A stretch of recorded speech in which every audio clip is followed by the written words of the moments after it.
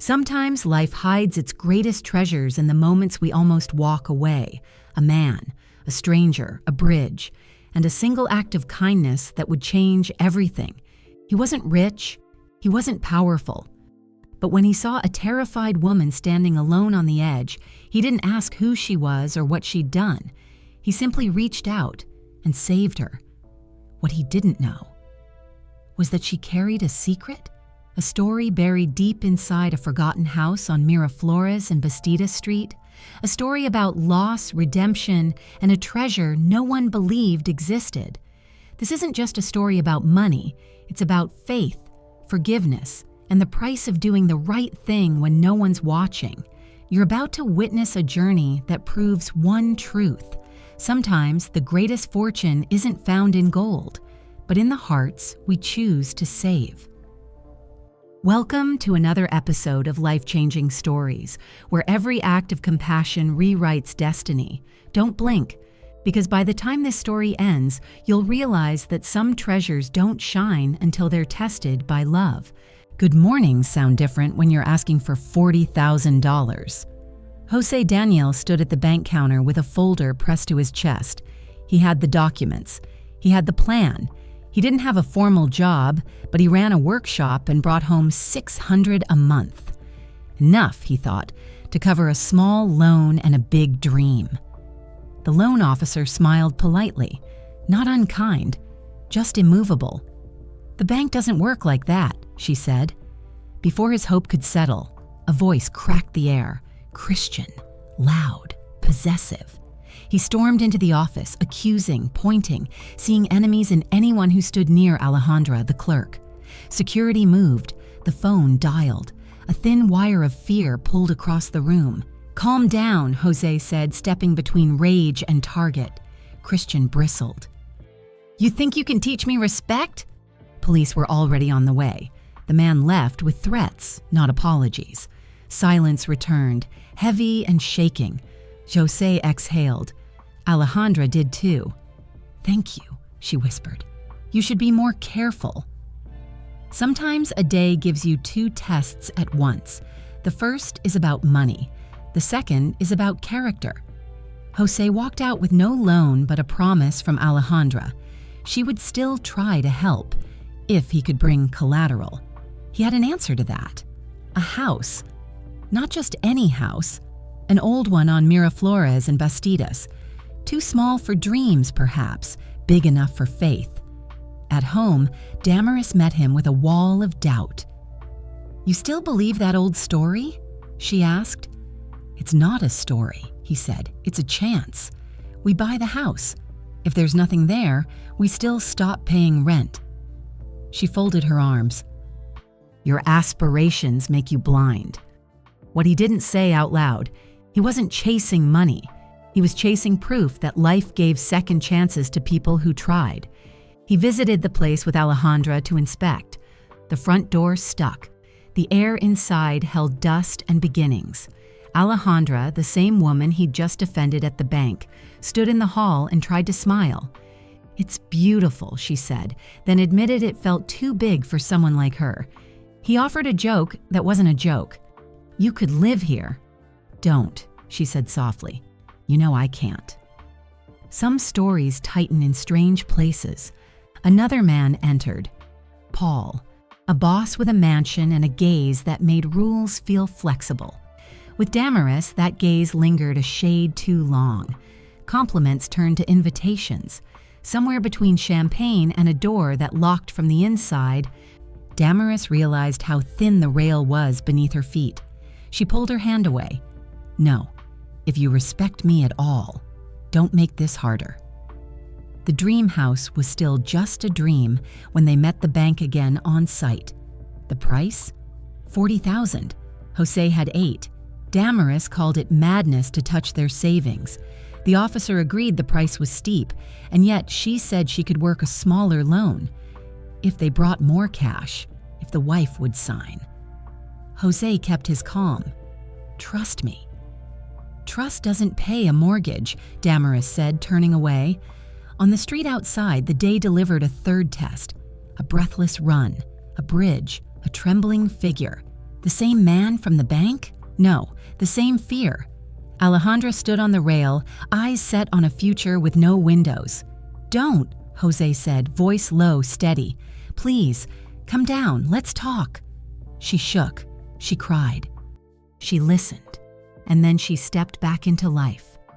In the quiet that followed, she wrote on a folded paper with a borrowed pen, "Buy the house on Miraflores and Bastidas.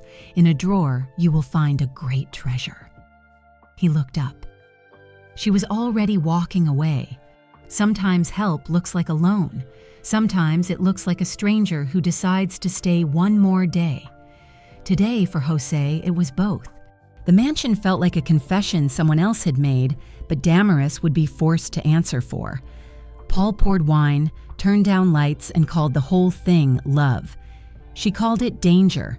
The mirror called it what it was: temptation. "Have you noticed the chemistry between us?" he asked. She didn't deny it, she refused it. "It's not love, it's desire, and I'm married." She left before the story could rewrite itself. When Jose showed her the small house he wanted, old windows, stubborn door, promise in the cracks, Damaris stared as if he had brought her to the wrong address. "I'm not living here," she said. "This is not the future I imagined." "Maybe it's the one we build," he replied. At the inspection with the bank, numbers hit like cold rain. 40,000, too high. The officer's face softened. "It's expensive," she admitted. "Find cheaper and I'll help. Or bring more savings. If your wife signs, we might reach 20. "My wife," Jose repeated, as if the word needed reminding. On the curb, Alejandra stumbled. No food, no sleep. Jose sat her down, gave her water, gave her bread, gave her patience. She had no family, she had nowhere safe. "Come," he said. "Shower, rest, no pressure, no questions." Back in the city, pressure and questions were all Christian knew. He confronted Alejandra again on the sidewalk, jealousy buzzing like a live wire. "You're mine," he growled, reaching for her arm. She flinched. Jose stepped between them, not as a hero, only as a man who knew what a line was for. "Back away," Jose warned. Christian sneered. "You don't know who my father is. Judge Bastidas." "Justice comes sooner or later," Jose said. "Sometimes through people who aren't afraid." The man retreated, raging, promising, planning. Alejandra trembled all the way home. "He'll never stop," she whispered. "Power protects him." "You have nothing," Jose said, "but you're not alone." Those words became a thin roof they both stood under. Damaris arrived later with papers and a rehearsed calm. She left them on a desk and tried to exit with her dignity, but Paul, her boss, had a talent for closing doors when he wanted them closed. That was the scene Jose walked into. Perfume not his, a glass half full, silence that meant too much. "It's not what you think," Paul started. Jose looked at Damaris. "Do you stay with me or do you choose him?" She swallowed. "I'm tired of dreaming about things that never come true. I fight every day," he said, "for you, for us. And it's still not enough," she whispered. He didn't shout. He simply folded the hurt and put it where anger couldn't use it. "You are my life," he said to the woman who was already walking away with someone else. That night, he stood outside the small house and tried to imagine a future that didn't include her. Lights from the city flickered like second chances. Somewhere in the distance, Alejandra's note warmed in his pocket. "If there's nothing there," he told himself, "at least the house will be ours. If there is, maybe the story I'm in will finally let me start a new chapter." Dreams rarely ask for permission before they move in. Neither does trouble. Both were on their way.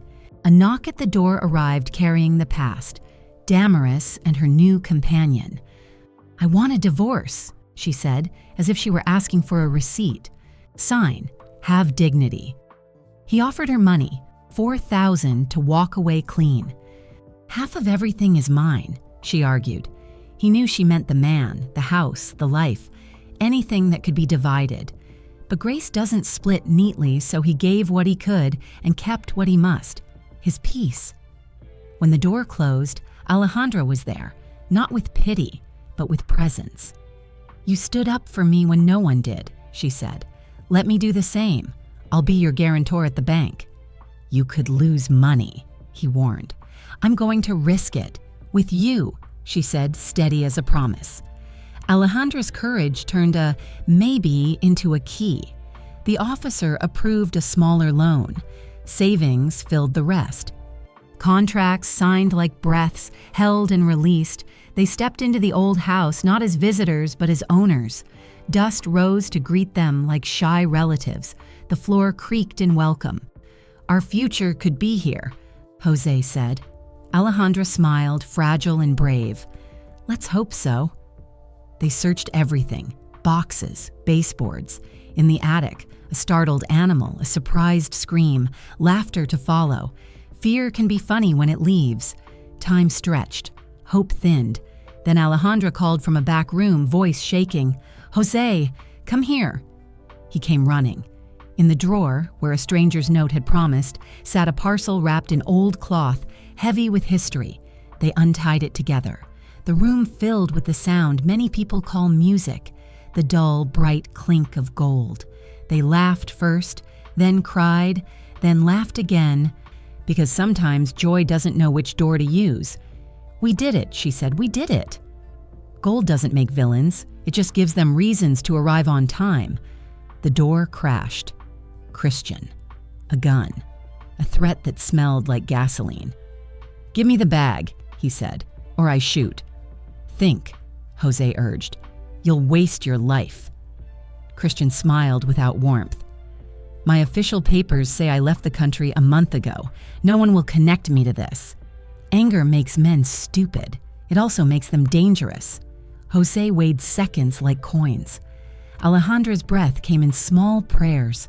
Christian grabbed the gold and backed out. Tires screamed. Silence fell and didn't apologize. By morning, math did what grief couldn't. The mortgage, the debt, the cash that was almost theirs. Without the treasure, the bank would take the house. They listed the property to sell fast, hearts resisting and complying at the same time. "Don't be sad," Alejandra said, wiping at a tear on Jose's cheek. "We'll recover." "I really like this house," he whispered. "Then keep liking it," she answered. "Just don't let it keep you from liking your life." They waited for a buyer, not knowing the universe had already selected a name for the contract. A couple arrived to close the purchase. Papers shuffled, pens scratched. The realtor slid a small envelope across the table. "Keys," she said. "Did you buy it?" a voice asked from the doorway. Damaris stood there, shock written in a script pride couldn't erase. How is this possible?" Jose didn't gloat. He didn't even stand. "Because it was a good price," he said, "and because it's a good business." He turned to Alejandra, who was learning to hold happiness without apology. It's been too long to hold a grudge. He walked past Damaris without a scorecard. Some victories are only victories when you don't count them out loud. Outside, the city made room for a quieter ending than the one Christian had planned. The police found a car with a broken window and a bag that wasn't as anonymous as its owner believed. Threats that thought they were clever rarely are. Jose and Alejandra returned to the house, not as owners, not as sellers, but as people allowed to say goodbye properly. They stood in the empty living room and listened to the echo of their own voices. It sounded like a future speaking from a better room. "Do you regret it?" Alejandra asked. He shook his head. "Regret lives in the same drawer fear does." Golden light fell through a dusty window, turning the air into glitter. If you squinted, it looked like the way children imagine treasure, everywhere at once. They walked the rooms like a museum of almosts, the staircase that squeaked, the corner where a laugh had started for no reason, the drawer that had once held bright weight and now held only proof that miracles can be real even when they leave. "Whatever happens," Jose said, "we keep moving." "Whatever happens," she repeated, and the words felt like vows that didn't need a ceremony. The buyer's car pulled away. New locks clicked.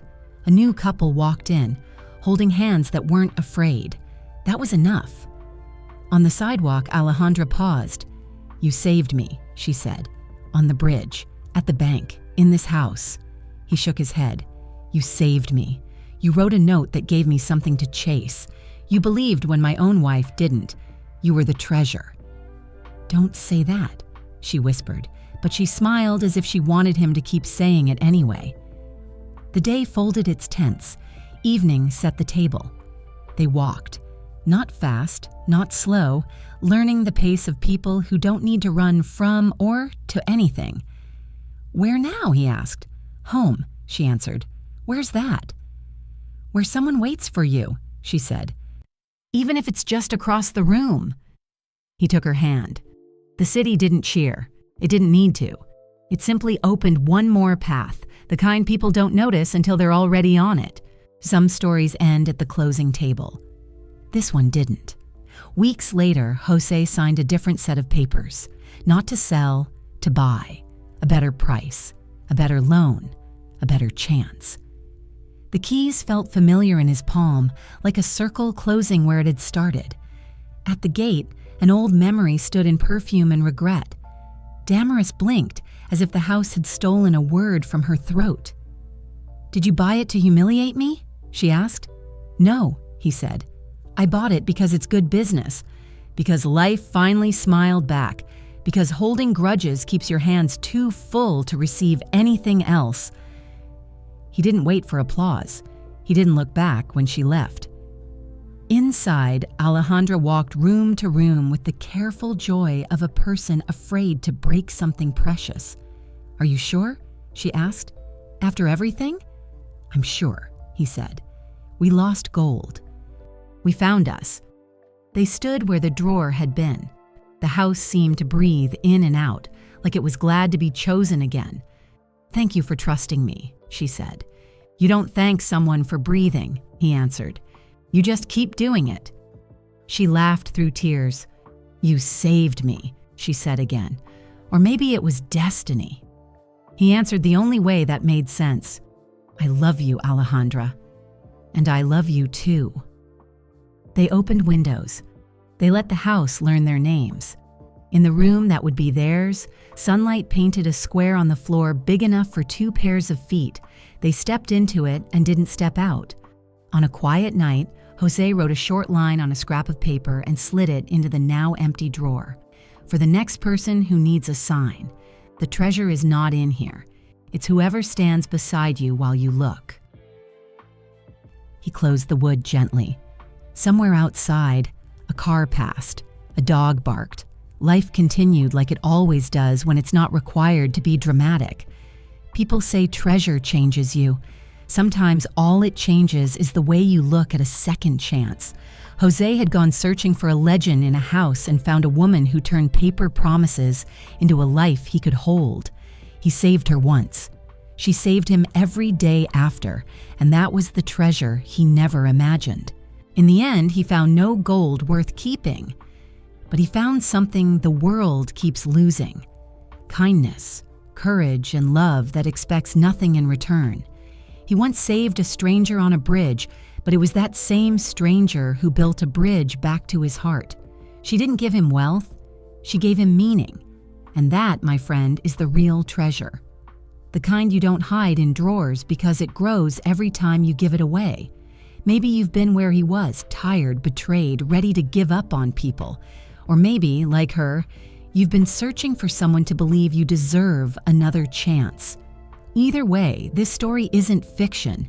It's a reflection of how every act of mercy carries a reward unseen, and every person we save might be the miracle sent to save us in return. So before you scroll away, take a second to ask yourself, what kind of treasure am I leaving behind today? If this story touched your heart, share it, because somewhere out there, someone needs to be reminded that kindness still wins. And remember, the richest people aren't those who find gold, but those who find someone worth keeping. This was, he saved her and never imagined the treasure he would find. A story about faith, redemption, and love that changed 2 lives forever. Tell us in the comments, Have you ever helped someone who ended up changing your life? We'd love to hear your story.